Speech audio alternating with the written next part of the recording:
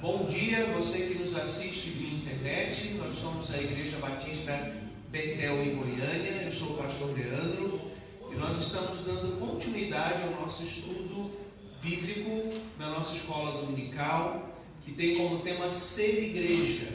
E nós estamos na nossa terceira aula sobre o tema hoje e vamos continuar falando do seguinte assunto: os propósitos bíblicos da igreja. Queridos, como nós conversamos nas outras aulas, nós primeiro definimos a palavra igreja, entendemos que é uma assembleia de pessoas que sai da sua rotina, que sai do seu dia a dia e se reúne para poder cultuar o Senhor em primeiro momento, que foi a aula 2. Então, o primeiro propósito da igreja é prestar culto, é adoração, antes de qualquer outra coisa. O Senhor primeiro nos tirou da realidade do pecado, éramos escravos do pecado, escravos do diabo. Ele nos salvou por meio do Evangelho de Jesus Cristo, a redenção que Jesus Cristo conseguiu por nós na cruz do Calvário, pagou os nossos pecados, nos tirou toda a culpa e agora nos leva para um caminho de santificação, que é um caminho que dura a nossa vida toda, onde cada vez mais estamos nos tornando parecidos com aquilo que Deus planejou para que o ser humano fosse de verdade. Significa que qualquer estilo de vida diferente do estilo de vida cristão, ele não é conforme, ele não está em conformidade com a vontade de Deus quando Ele nos criou. Assim, quando você vê uma pessoa no mundo aparentemente feliz, vivendo no pecado, por mais que aquilo nos tente, porque o pecado ele dá prazer à natureza corrompida, mas ele dá prazer à natureza corrompida. A nossa natureza santa, ela repulsa aquilo, por isso que é uma briga que existe dentro de nós, Se o ser humano não tivesse caído em pecado, nós não teríamos nenhum prazer no orgulho, no egoísmo, na raiva, na lascívia, na inveja. Nós não teríamos absolutamente nenhum prazer nisso, porque a natureza que nós fomos criados é uma natureza santa. Então, quando você vê alguém aparentemente feliz, vivendo em pecado, na verdade, aquela pessoa, biblicamente, a verdade clara sobre aquela vida é que a pessoa ela é escrava do pecado. Ela está submissa ao reino das trevas. E os cristãos vivem no reino da luz, no reino do Senhor. E à medida que caminha, nós estamos então nos tornando cada vez mais parecidos com o Senhor Jesus Cristo. E coletivamente nós nos juntamos para prestar culto, porém, a igreja também tem outros propósitos. Então, nós temos agora na parte 2 da aula de hoje o propósito ligado a nós mesmos e ao próximo. Então, o primeiro é com Deus e o segundo com nós mesmos e o próximo. Isso encaixa perfeitamente com o mandamento cristão: amar a Deus sobre todas as coisas e ao próximo como a ti mesmo. Significa que Deus não poderia revelar propósitos para a sua igreja na sua palavra que fossem diferentes do mandamento que ele proferiu. Então, tudo na vida cristã é um desdobramento de amar a Deus sobre todas as coisas e amar ao próximo como a ti mesmo. Ok? Então, vamos ver o propósito com relação a nós mesmos cristãos. Como é que a igreja cumpre propósito com nós mesmos cristãos? Então, o segundo ministério, o primeiro é cultuar a Deus, adorá-lo. O segundo, com relação aos cristãos, edificar.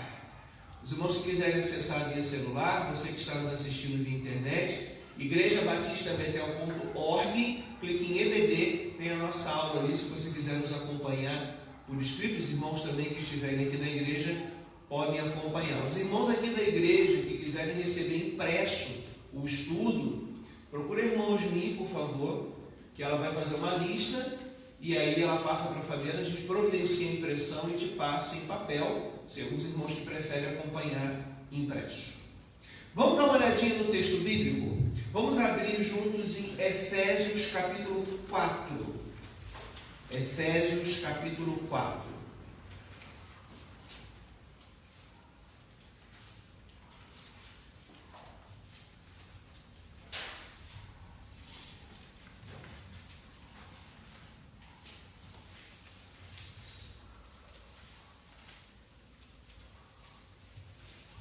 Nós vamos ler dos versículos 11 até o 16. Olha só que passagem interessante que fala sobre a igreja. Diz assim: e ele mesmo concedeu uns para apóstolos, outros para profetas, outros para evangelistas e outros para pastores e mestres, com vistas ao aperfeiçoamento dos santos, para o desempenho do seu serviço, para a edificação do corpo de Cristo, até que todos cheguemos à unidade da fé e do pleno conhecimento do Filho de Deus, a perfeita varonilidade, à medida da estatura da plenitude de Cristo, para que não mais sejamos como meninos, agitados de um lado para o outro, ao redor por todo vento de doutrina, pela artimanha dos homens, pela astúcia com que induzem ao erro, mas seguindo a verdade em amor, cresçamos em tudo naquele que é a cabeça, Cristo, de quem todo o corpo bem ajustado e consolidado, pelo auxílio de todas as juntas, segundo a justa cooperação de cada parte, efetua o seu próprio aumento para a edificação de si mesmo em amor. Irmãos, para tudo aqui diante desse versículo. Esse versículo, essa passagem, ela é uma antítese, é algo contrário ao entendimento que muitas igrejas têm de si mesmo. Como é importante estudar a Escritura, né? Vamos pensar um pouquinho no início das igrejas. Início das igrejas. Vamos pensar nas igrejas batistas. Como é que a gente nasce? Como é que a gente nasceu aqui no Brasil? Os americanos da Junta de Richmond, da Convenção Batista do Sul, dos Estados Unidos, vieram para cá, enviaram missionários. E no começo, em especial, há mais de 100 anos atrás, como é que começa uma igreja? O missionário que vem, ele faz tudo. Porque ninguém sabe fazer nada ainda na igreja, né? Então o missionário prega, ele sai para evangelizar, ele distribui folheto, ele faz reunião na praça, ele abre o templo se já existiu um templo, ele visita, ele dá aula na escola bíblica dominical, ele prega, ele canta, né? Ele canta, a mulher dele às vezes ensina as crianças, né?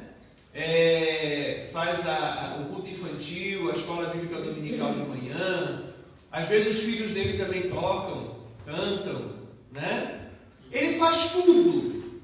Por quê? Porque os irmãos ainda estão chegando à fé, ainda precisam aprender, ainda precisam, está certíssimo, ouvir a palavra do Senhor, precisam entender o que é a vida cristã.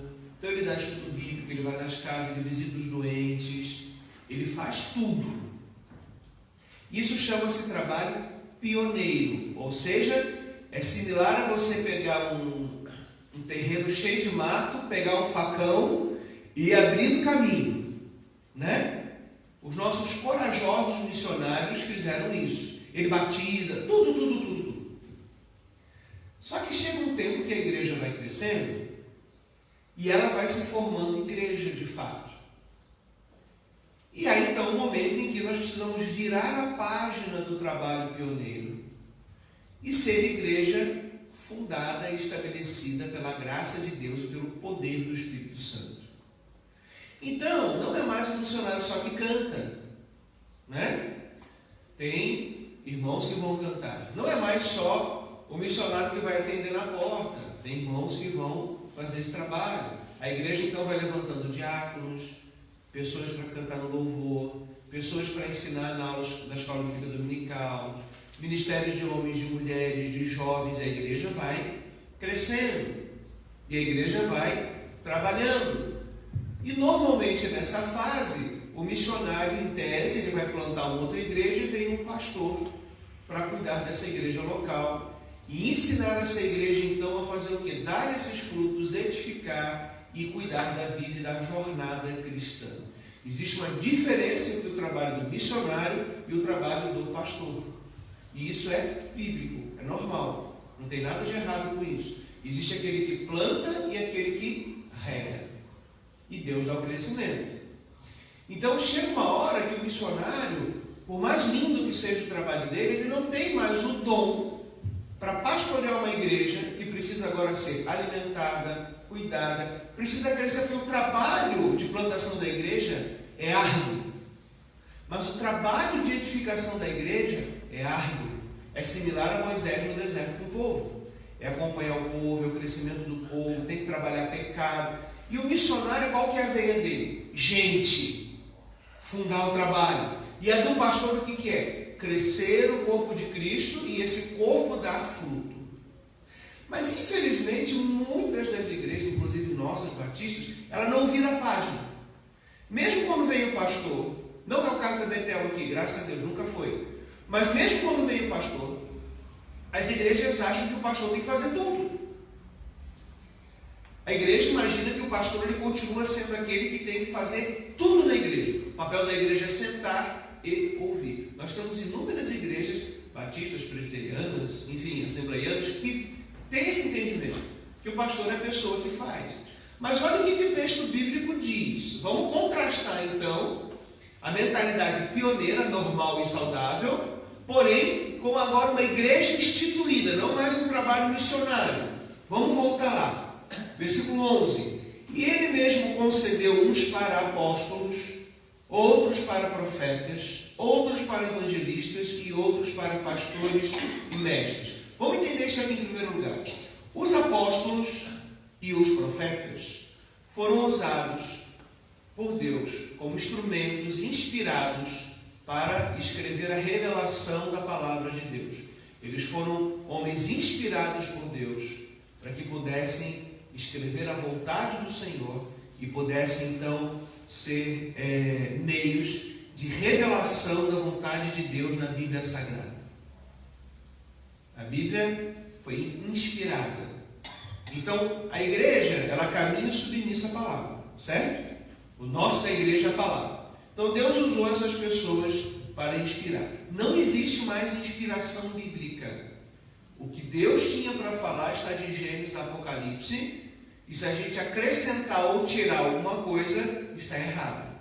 Então, não se pode. Jesus, quando trouxe essa revelação final, ele disse que nada poderia ser acrescentado. Então, para a igreja, doutrinariamente, não existe outra coisa a não ser a Bíblia Sagrada. Já estamos no século XXI. Deus já foi fazendo a sua obra. Ele falou com os homens de várias maneiras, diz o livro de Hebreus. Hoje fala pelo seu Filho, e a igreja hoje tem a Bíblia. Experiências pessoais da pessoa com Deus, direção individual, ok. Só que como regra e ensinamento para a igreja inteira, só pode ser o que está na Bíblia. Ninguém pode falar assim, já lhe passo a palavra, irmão. Ninguém pode dizer assim, não, o anjo me visitou ontem à noite e ele trouxe novas revelações do que vai acontecer. Você já nada tem quem faz isso. Sim, querido.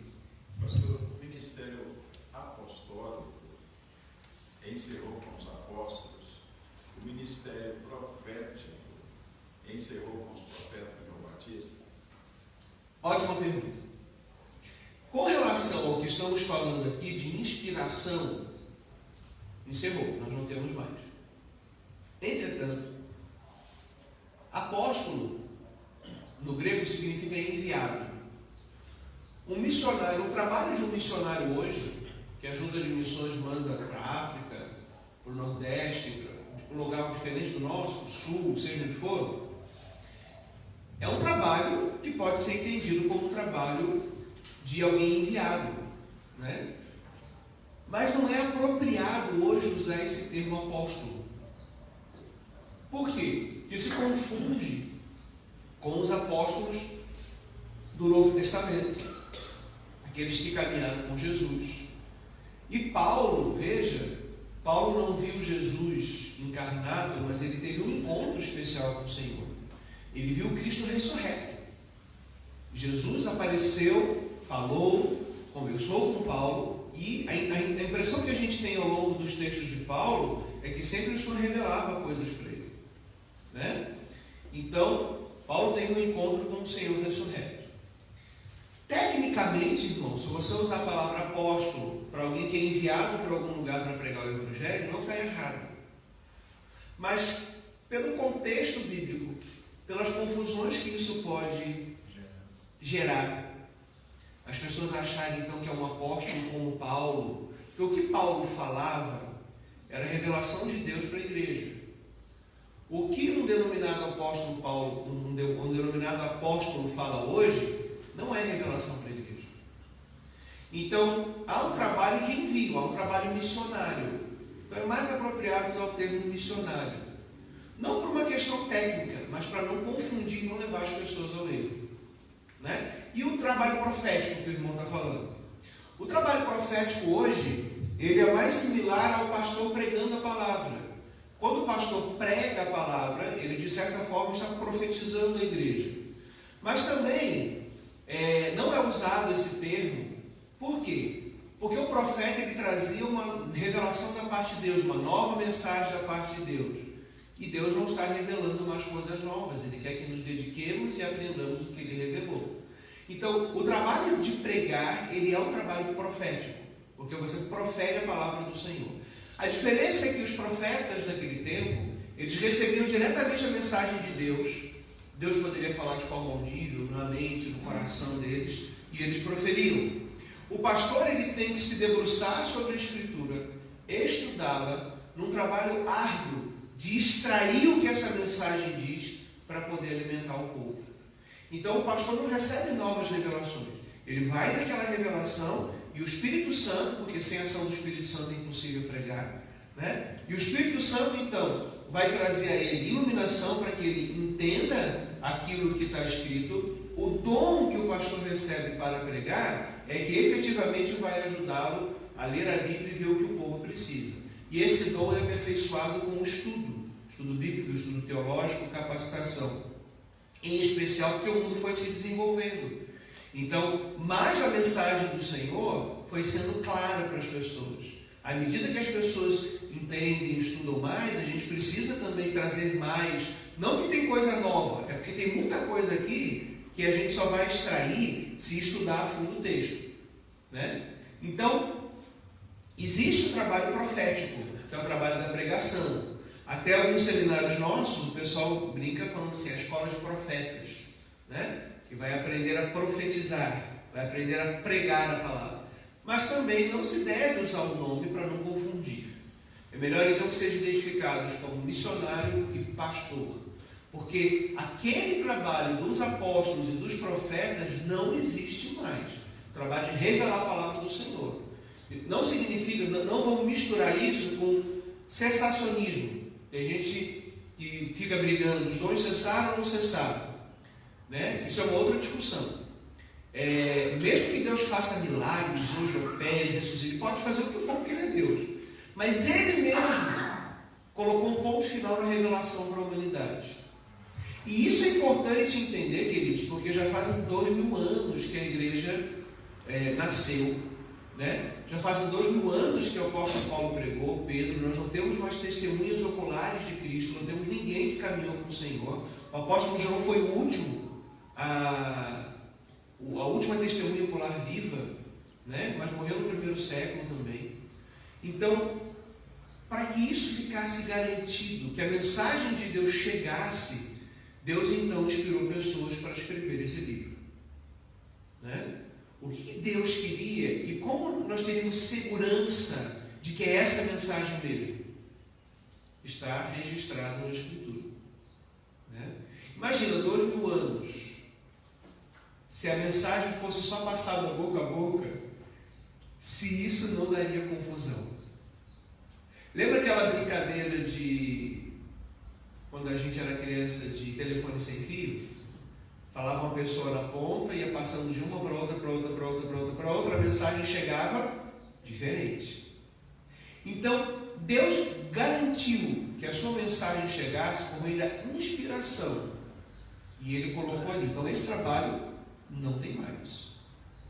Vai lá. Então, irmão, o trabalho apostólico e profético, nesse sentido, encerrou.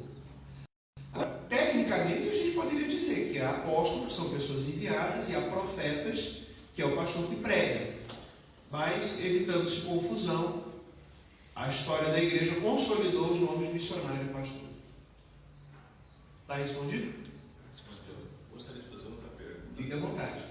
Pastor, evangelista, por que essa escassez de evangelistas assim, conhecidos com esse nome, evangelista, né? Por exemplo, um batista perdeu agora recentemente, né? O evangelista Billy Graham, né? E parece que não há mais assim, nomes, porque na verdade o evangelista hoje para a igreja, que a gente vive estudando aí aqui mesmo na igreja, na escola dominical, é todos aqueles que saem a evangelizar, distribuir folheto, visitar, né, fazer trabalho, ver se vai ser feito aí e tal. Mas assim, evangelista, ministério de evangelista, por que essa escassez, assim, da opinião do pastor? Boa pergunta também. Vamos começar primeiro o seguinte: o que é o evangelista? Né? O evangelista é aquele que evangeliza. O que é evangelizar? Proclamar as boas novas, proclamar o evangelho. Nesse sentido, irmãos, nós temos evangelistas que são os missionários. A diferença do trabalho de missões, né, é que ao invés de você proclamar o evangelho no local que você está, você vai para outro contexto cultural, geográfico e vai fazer esse trabalho lá. Então, proclamar o evangelho, evangelizar, ser o evangelista, nós temos esse trabalho feito hoje. Vamos agora pensar no segundo cenário, que é o evangelista local, que é o que o irmão está falando, né? Aqueles que saíam nas ruas, que traziam as pessoas na igreja, que acontecia muito. Irmãos, eu acredito que nós temos evangelistas hoje. Nós só temos dois problemas. Primeiro, como as igrejas, por algum motivo, não exploraram muito isso, nós temos pastores. Eu, como pastor, digo isso. Eu vejo colegas que eu olho para ele e falo assim: o dom dele é mais de evangelista do que de pastor. Tem pastores que são ótimos evangelistas. Eu tenho alunos no seminário que eu olho para eles e falo assim: é um excelente evangelista, mas talvez não seja um bom pastor. Não é uma questão de competência ou não, porque o reino de Deus é dom. Ninguém tem competência para fazer a obra de Deus, né? A gente recebe dom. E eu acredito que muitas igrejas acabaram ordenando pastores que deveriam ser evangelistas. Então, sendo realista, irmão, vamos ser realistas, né? No século XXI, ninguém é mais criança, etc. Tem igrejas que você olha e parece que elas se arrastam. E que o pastor, às vezes, não consegue caminhar bem. Ele não tem, assim, a fundo aquele desejo de edificar os irmãos, de passar horas debruçado estudando a Bíblia para trazer conteúdo, carne para os irmãos. Mas faz uma feira na rua e coloca aquele homem para ele, dá um megafone para ele e bota ele para evangelizar. O pastor pode fazer isso também. Eu já fiz isso como pastor.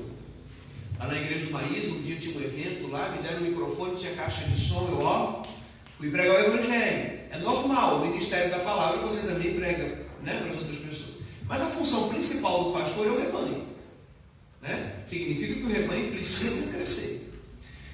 Então nós temos essa questão, irmão, sinceramente, honestamente, eu acredito que tem pastores que são evangelistas, que você vê que são igrejas que evangelizam muito, Mas, e a gente vai falar isso, provavelmente não hoje, mas vai falar nas próximas aulas, na próxima aula pelo menos, mas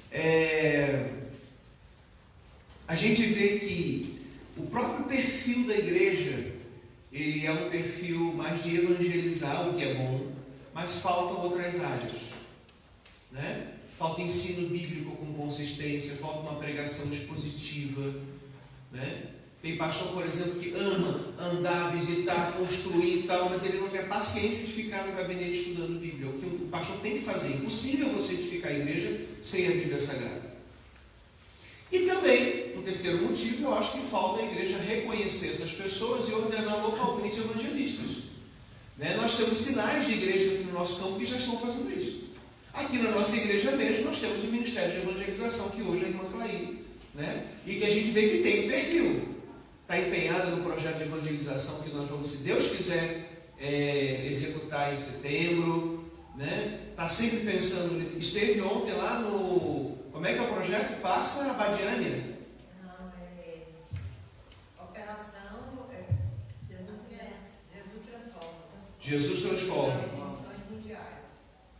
Você vê, ninguém da igreja que eu saiba que foi, mas alguém foi? Nem eu, porque eu estava ocupado terminando os estudos bíblicos para cá. Mas a irmã Clay falou, botou até no grupo foto, no carro, indo e tal e tal. Então nós temos um evangelista na igreja. E isso é maravilhoso. E já estamos conversando, né, irmã Clay, da gente edificar, pegar devagarinho os jovens e edificando eles e trabalhando eles, aproveitar o conhecimento e a experiência da irmã Clay e a gente caminhar junto para que agora nós possamos passar isso para a nova geração, para que tenhamos jovens que amem a evangelização também. Então, na minha opinião, irmão, acho que são essas três coisas. Nós temos, já lhe passo a palavra, nós temos os evangelistas que falam aqui, nós temos eles nos campos, que são os missionários, estão evangelizando. Nós temos pastores que, na verdade, deveriam ser evangelistas. E nós temos, às vezes, a igreja, a omissão de reconhecer os evangelistas e apoiá-los. Mas, graças a Deus, acho que a gente tem tido misericórdia de Deus e está fazendo isso aqui, né? Na igreja. Fechou? Assis. É isso aí? Irmão César primeiro, já passo para o irmão Assis. Pastor, eu acredito que, de acordo com a palavra de Deus, e dentro da palavra que o senhor falou aí, o evangelista já nasce com um dom dado por Deus. A gente, é como o senhor acabou de dizer, a gente olha para uma pessoa, a gente vê que ela tem o dom de evangelizar.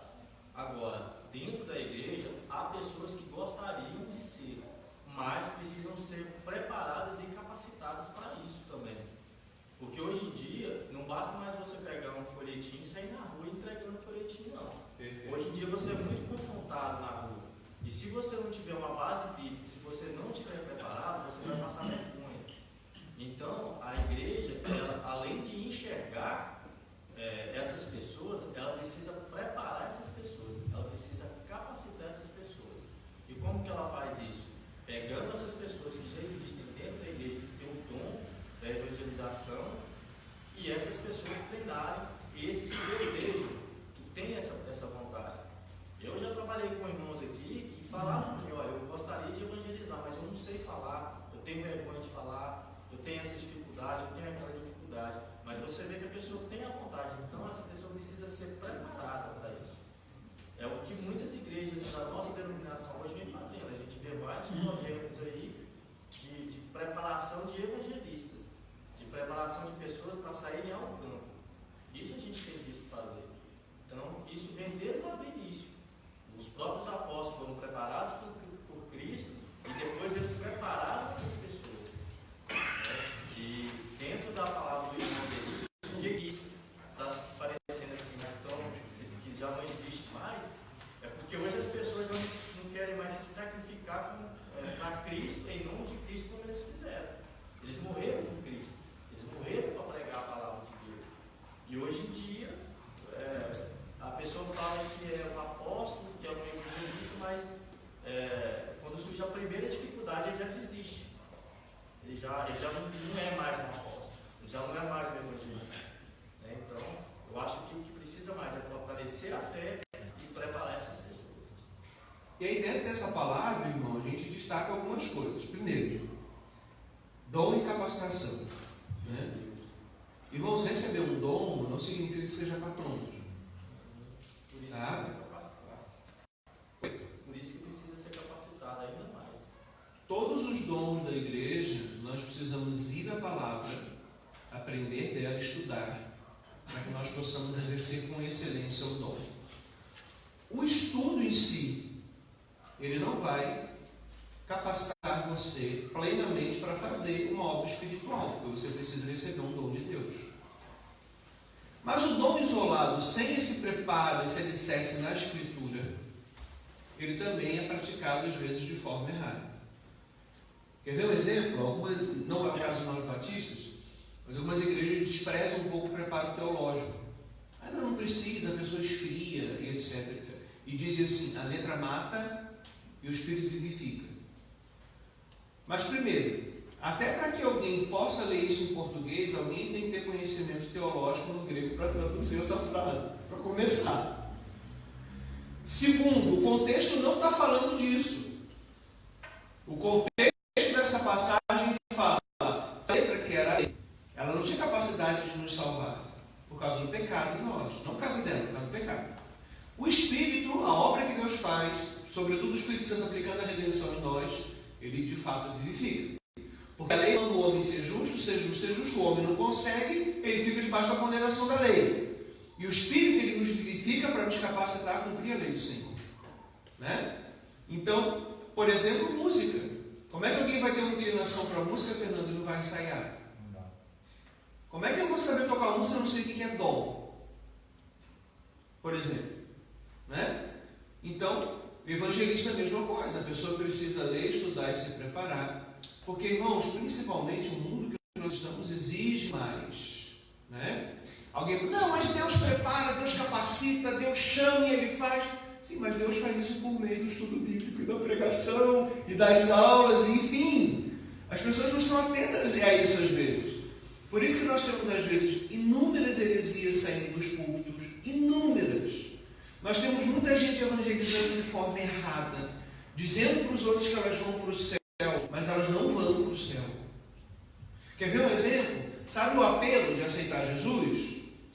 Quantas pessoas fizeram esse apelo e não estão hoje firmes na igreja, demonstrando que não foi uma conversão genuína, porque não mostram frutos disso, mas elas acham que vão para o céu. Né? Então, essa capacitação da igreja é extremamente necessária. Por isso, que o que está dizendo aqui o texto? Que ele concedeu apóstolos, profetas, já falamos aí dessas pessoas, a função delas, revelar a palavra, evangelistas, para proclamar a palavra, e há um outro dom, que são os pastores e mestres, que é um único dom. Pela construção gramatical no grego, tem assim, outros para isso, outros para aquilo. Não são alguns pastores e outros mestres, são pastores mestres. Para que essas pessoas? Então, uns foram usados para revelar a palavra, outros para proclamar as palavras para que as pessoas crescem, e outros para ensinar a palavra e capacitar a igreja, que são os pastores mestres. Certo? Para quê? Versículo 1. Para qual o objetivo? Versículo 12. Com vistas ao aperfeiçoamento dos santos. Então, a gente precisa ser aperfeiçoado com conhecimento no dom que Deus nos deu, conhecimento bíblico, para o desempenho do seu serviço. O versículo 12 da minha Bíblia, ele está diferente, ele diz assim, ó, ele fez isso para preparar o povo de Deus para o serviço cristão. Perfeito, o aperfeiçoamento, ok. A sua tradução explicou um pouco mais, deve ser NTLH, a tradução, imagino. Para o aperfeiçoamento dos santos, para o desempenho do seu serviço, para a edificação do corpo de Cristo, até que todos cheguemos à unidade da fé e do pleno conhecimento do Filho de Deus, a perfeita varonilidade, à medida da estatura da plenitude de Cristo, e aí continua, que não sejamos como meninos, etc. O corpo de Cristo, ele tendo a palavra revelada pelas pessoas inspiradas, ele tendo a pregação da palavra para que cresça. Aí a pessoa passa a fazer parte do corpo de Cristo, a partir do momento que é salvo. E ele tendo ensino fundamentado em pregação expositiva, expondo que a palavra é que vai fazer esse trabalho. Esqueçam os pastores. Pode botar um saco de papel aqui na nossa frente. O importante é a pregação da palavra, o ensino da palavra. Mas Deus chamou o quê? Pastores mestres para fazer isso. O pastor de uma igreja local, qual que é a função? Qual é o principal instrumento de pastoreio? Ensino e pregação. E aconselhamento, né? Em gabinete, visitação, etc. As principais ferramentas, mas a principal mesmo é a pregação e o ensino da palavra. E o aconselhamento é muito importante, que é quando a pessoa vai refinar o entendimento dela, tem uma dificuldade, mas aí por isso que o pastor precisa orientar biblicamente o que a pessoa vai falar. Já lhe passo a palavra, o irmão assim, depois eu passo para o irmão. Biblicamente o que a pessoa, qual seria o melhor caminho para ela tomar, embora a decisão, a escolha da pessoa. Né? Então Deus deu pessoas, irmão César, justamente para isso, para aperfeiçoar. E nós precisamos de maneira urgente de mais pastores capacitados, de vocacionados que as igrejas invistam, em seminaristas que as igrejas invistam. Nós temos bons seminaristas. Lá no seminário eu tenho alunos assim excelentes, sabe? E que às vezes precisam de mais investimento das igrejas. Bom seria que a própria denominação investisse nessas pessoas, né? E no próprio âmbito da igreja local, essas pessoas que têm esse dom de ensinar vão então capacitar as pessoas a fazerem isso. Então, o próprio pastor da igreja local, ele pode convidar outras pessoas capacitadas para isso, mas pelo menos a responsabilidade é do pastor da igreja local. Por isso que a gente está estudando aí sobre ser igreja sem pressa, para que a gente possa usar, queridos, esse conhecimento para viver a igreja do século XXI, rever algumas coisas que já sabemos, nos alegrar e nos encorajar a continuar naquilo que já está certo, que a gente já vive, que já está tudo ok, né? E aprender mais para que possamos avançar na obra. Ok? Pastor,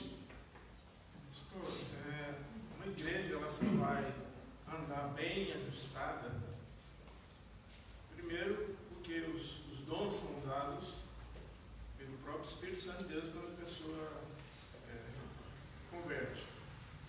Né?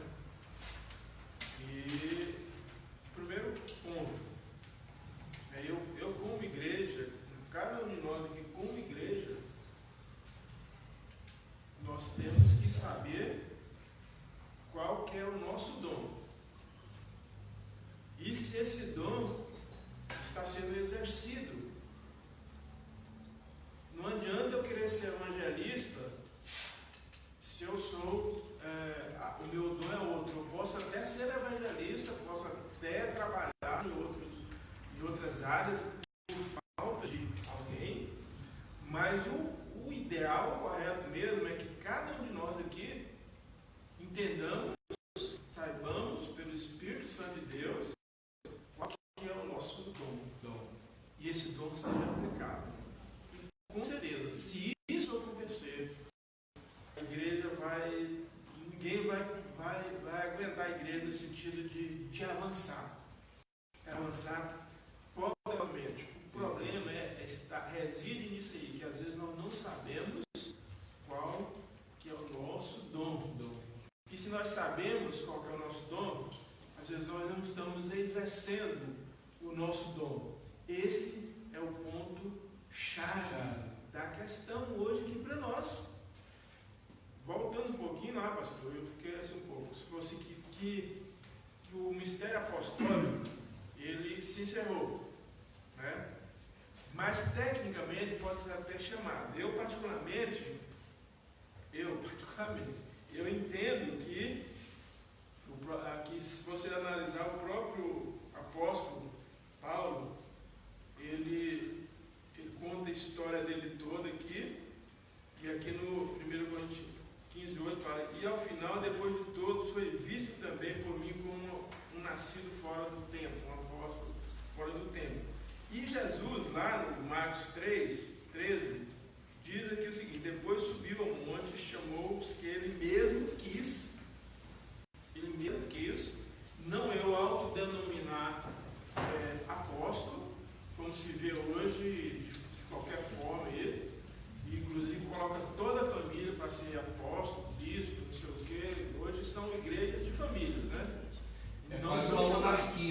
dinastia, né? Justamente.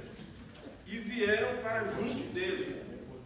E aí então ele designou 12 para estar com ele e para enviar a pregar e exercer a autoridade que está aqui, de expelir demônios, tal.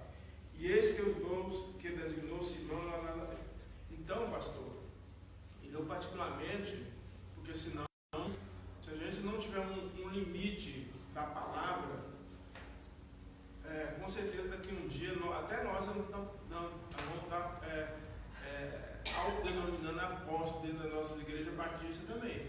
Então, eu creio que foi aquele momento, como o pastor disse, encerrou ali, acabou, e mesmo tecnicamente, como falou, tecnicamente posso até chamar, porque é enviado, mas foi no tempo certo, naquele tempo, que está escrito aqui, como o pastor disse, e foi o próprio Jesus que os escolheu.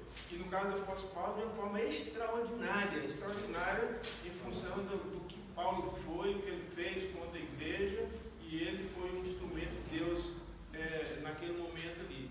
Então eu creio dessa forma. Então eu acho que eu estou me denominando apóstolo como se faz hoje em dia, inclusive jogando toda a família para ser apóstolo, então para mim isso está completamente fora da palavra de Deus, do meu entendimento, né? E com relação a outra palavra, é isso que a igreja precisa saber, qual que é o seu dom. Está sendo aplicado, a igreja vai andar poderosamente, né? Mesmo que falte algum do outro vai, ajuda lá no outro, ajuda no outro, mas primeiro eu tenho que exercer o meu dom que Deus me deu. Verdade.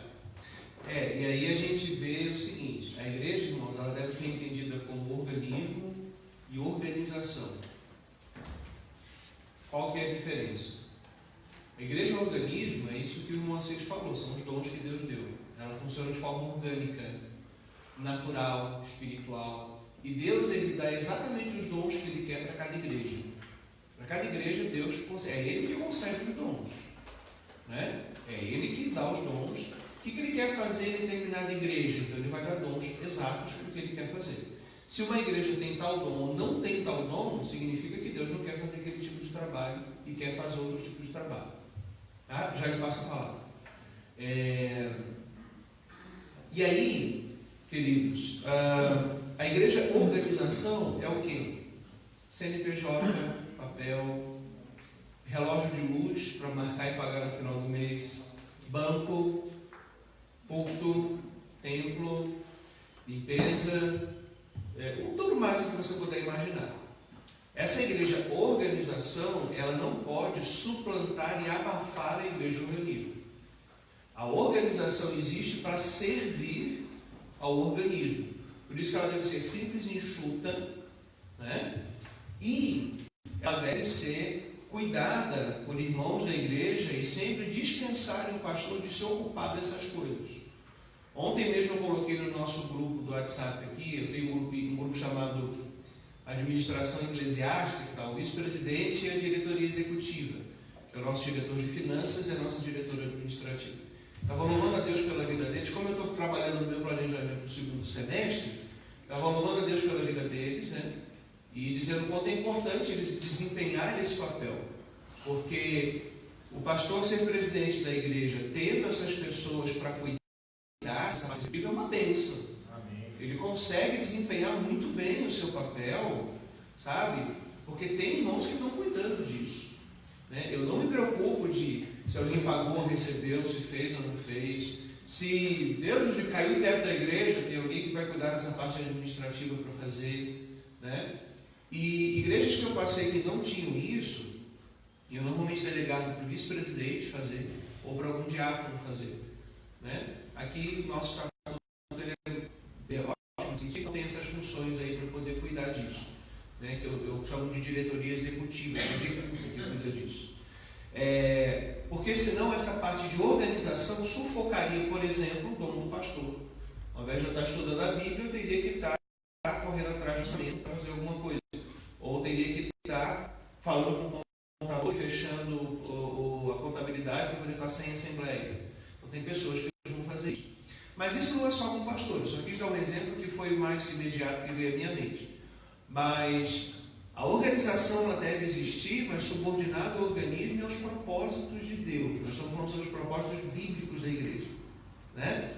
Então, nós precisamos fazer essa diferenciação de organismo e organização. E o organismo, então, a gente tem os dons, e na organização a gente vai usar esses dons. Por exemplo, algumas pessoas têm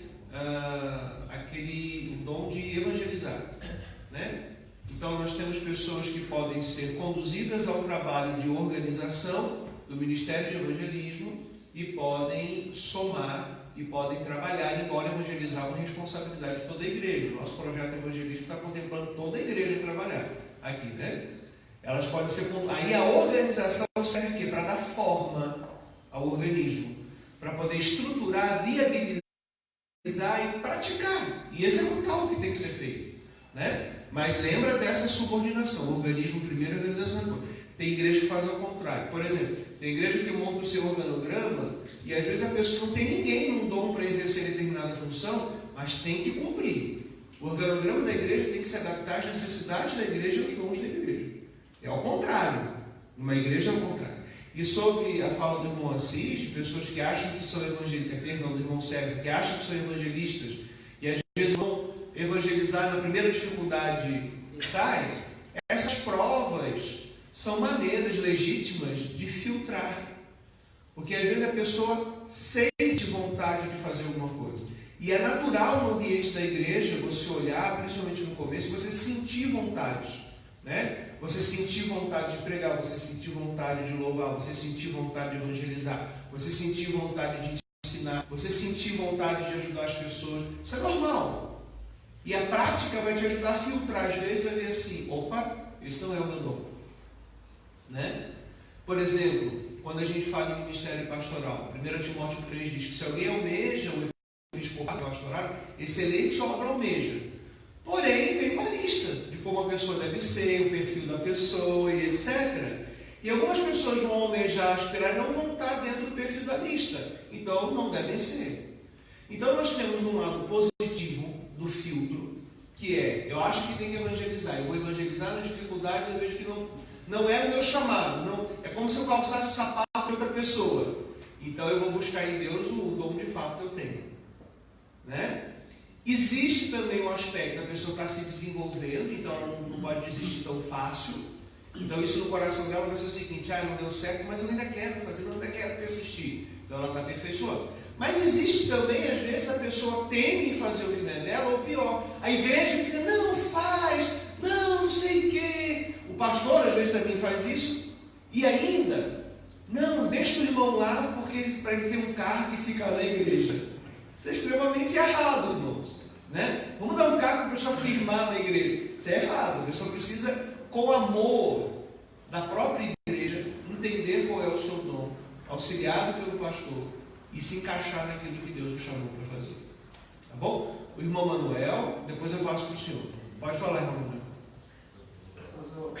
Começou dando um exemplo aí, a figura do quartinho, que a gente começa a estocar coisa que você não usa mais, não precisa, né? E muitas vezes na igreja acontece isso também. A gente fica muitos anos aprendendo, e fica só estocando aquele aprendizado, aquele conhecimento. E aqui, no texto aqui fala, até que chegamos à unidade na fé. Que jeito que a gente vai chegar a essa unidade se a gente está aqui quietinho, parado, esse conhecimento que a gente está aprendendo fica só para mim, vai estocando, e eu não vou usar ele para nada dele, né? Em relação a esse aperfeiçoamento, né? Para que cheguemos a essa unidade, agora a estatura de Jesus, né? E eu penso, não sei, que cada um, a gente tem o principal dom, que é o Espírito Santo de Deus, né? E eu creio que Ele vai falar para a gente o que eu posso, não posso fazer, o que vai, Ele que vai direcionar, vai dirigir, claro que com a ajuda de irmãos, de pastores, né, e tudo mais, mas acho que a luz principal vem dele, né?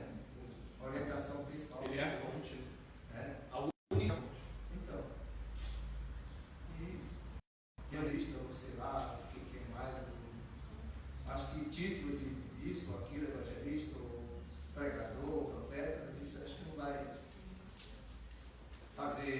diferença nenhuma.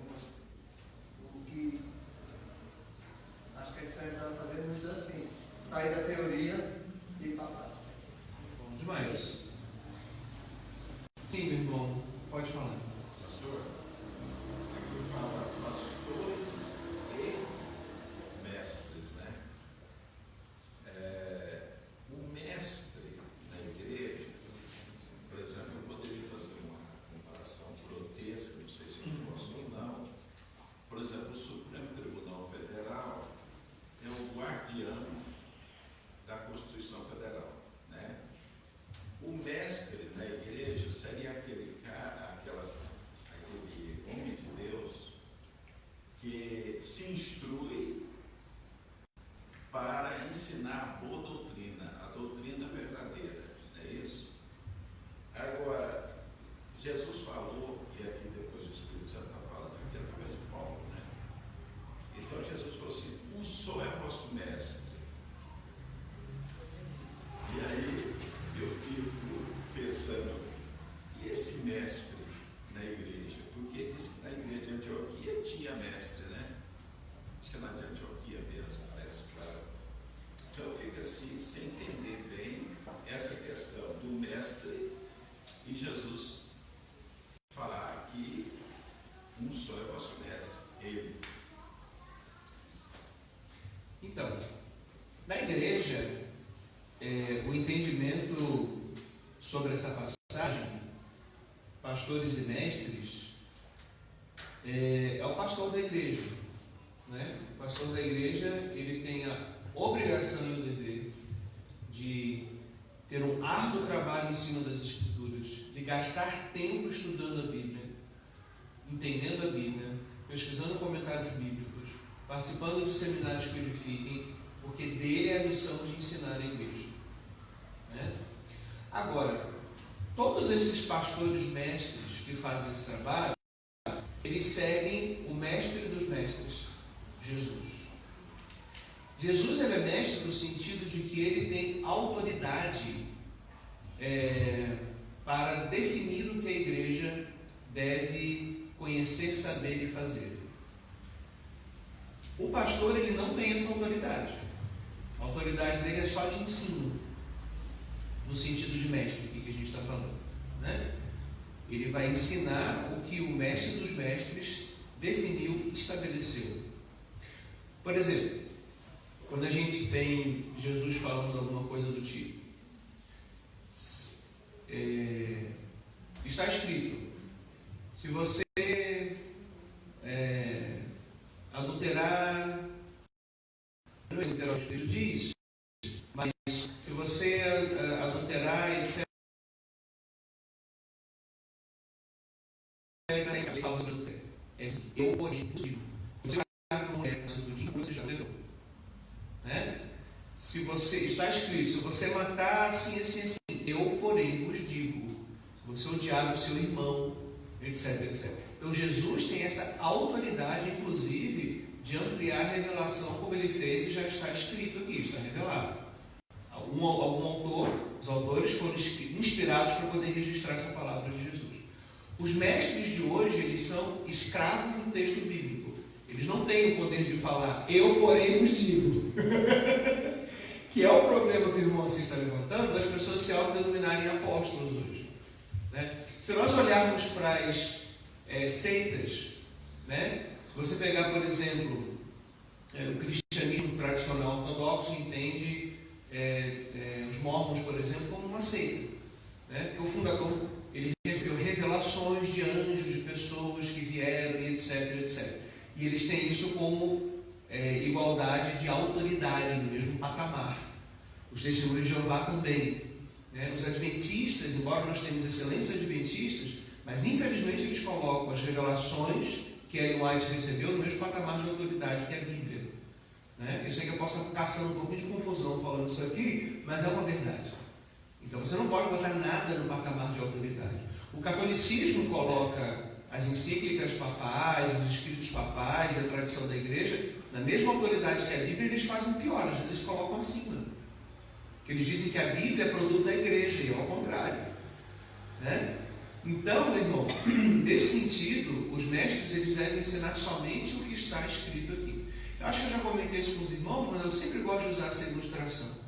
Aquele colarinho clerical, que o pessoal chama de bola padre, na verdade aquilo é uma invenção protestante e não católica, né? Aquilo foi um pastor que inventou aquela vestimenta, e é um colarinho para significar justamente como se fosse aquele ferro que usavam os escravos para colocar aqui no pescoço, né? E ele tem esse detalhezinho branco que é a proclamação da pureza da palavra de Deus. Então o pastor, ele é escravo de Cristo para proclamar o que está escrito. Então a diferença entre os mestres é que Jesus é o mestre dos mestres. Ele ensina os mestres, ele diz o que os mestres têm que ensinar. Ele é o mestre com M maiúsculo. Nós que pregamos a palavra por misericórdia de Deus, o dom ele vem por misericórdia, não tem nada em nós. Qualquer pastor sabe disso. Que isso é um dom que a gente recebe, tem que aperfeiçoar e buscar. E nenhum pastor se inquietar se não exercer esse dom, é uma vontade que Deus dá, né? A gente faz como ele minúsculo. Como servo, como escravo de Jesus Cristo. Amém? Mais alguém tinha pedido palavra para a gente encerrar? Sim, meu irmão. Sim. Só um pouquinho, César. Irmã Eliana ou irmão Jesus? Sim, meu irmão. Pastor, para semana que vem, porque o tempo já estourou, vamos falar sobre revelações. Revelações. Eu tenho falar para o senhor, mas só domingo, né? O tempo estourou. Eu estou em dúvida e tenho parafuso, porque eu tenho e sempre acontece. Tá. Revelação, irmão, no sentido de... A gente vai trabalhar na semana que vem. Revelação no sentido de trazer coisas novas para a igreja. Não. Isso não existe mais. Não. Agora, uma experiência particular da pessoa. Sempre acontece. Né? Agora, um detalhe. Uma coisa. A pessoa precisa filtrar isso à luz da Escritura. Por dois motivos, queridos. Você mesmo pode conceber algumas coisas e o diabo também faz milagres.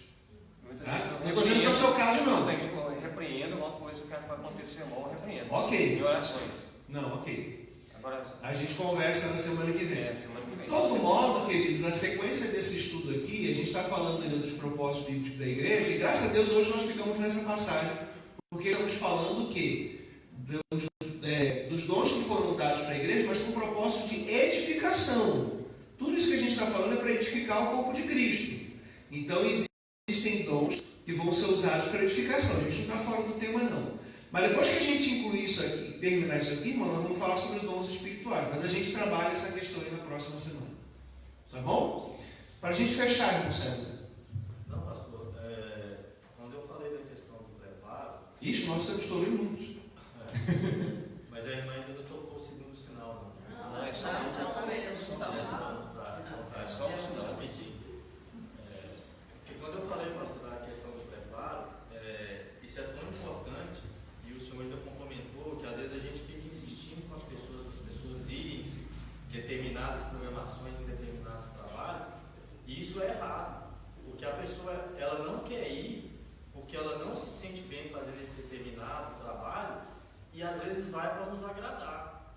Eu falo isso com experiência própria, isso aconteceu comigo. Eu tinha 6 meses de conversão na igreja, o pastor Marcos me pegou e me mandou. Eu fui sozinho para uma casa de apoio. Na época a igreja atendia 5 casas de apoio, eu fui sozinho. Ele simplesmente falou assim: ó, toma esse livrinho aqui, chega lá, lê, pronto. Mas não é assim. Não é assim. Eu cheguei lá, eu tive que dirigir o culto, eu tive que pregar, eu tive que cantar, que cantar eu não sei mesmo. O senhor entendeu? Aí o que eu falei para ele na outra semana? Eu falei: pastor, eu não faço mais isso. E ele se assustou: mas por que você não vai fazer? Eu falei: porque o que o senhor fez comigo foi errado. Eu tenho 6 meses de conversão. O senhor me deu um livrinho lá, José, o pregador, leia. O senhor me mandou ir lá. Eu cheguei lá ali e não sabia mais o que falar. Então, primeiro eu tenho que aprender. Então, muitas das vezes a gente erra em insistir demais, em querer botar os irmãos para fazer as coisas, se os irmãos não estão preparados. O que o Ministério Life on Life ele ensina? Aquele que o senhor passou aqui para a gente. A igreja prepara, envia, e os que forem enviados vão preparar outros. Não foi assim com Cristo? Ele caminhou 3 anos preparando os seus apóstolos, para depois os seus apóstolos saírem ensinando os outros. Esse é o correto. porque senão a gente começa a querer abraçar o mundo com as duas mãos, a querer fazer demais, aí faz com má qualidade e por aí sai formando esse tanto de crente que a gente está vendo que estão sendo formados aí. Pastor, já acabou o tempo. Acabou. Ela está falando aí, Jesus não preparou os apóstolos? Preparou. Então, quanto tempo Jesus preparou os apóstolos? 3 anos, né, pastor? 3 anos. Não foi 3 dias. Queridos, 3 anos. e aí, irmãos, para a gente fechar mesmo, boa essa fala da irmã Claudete. A igreja, às vezes, por causa de pressa, ela cai no ativismo, tem que fazer por fazer, né? Por outro lado, a gente também pode cair no comodismo, não fazer. Então a igreja precisa preparar as pessoas para serem discípulos de Jesus. O discipulado é o mais importante. Ser discípulo para fazer discípulo, né? Ser discípulo. Já passo a palavra para a irmã já olha encerrando para a gente. Eu quero fazer uma leitura em Colossenses capítulo 1, 28 e 29, só para fechar o nosso propósito. A gente não pode sair do foco. A gente está dentro do assunto, mas não pode sair do foco. Paulo diz assim: o qual nós anunciamos, advertindo a todo homem, e está falando de Cristo, e ensinando a todo homem em toda a sabedoria, a fim de que apresentemos todo homem perfeito em Cristo. Para isso é que eu também me afadigo, esforçando-me o mais possível, segundo a sua eficácia que opera eficientemente em mim. O que vai edificar a igreja de fato?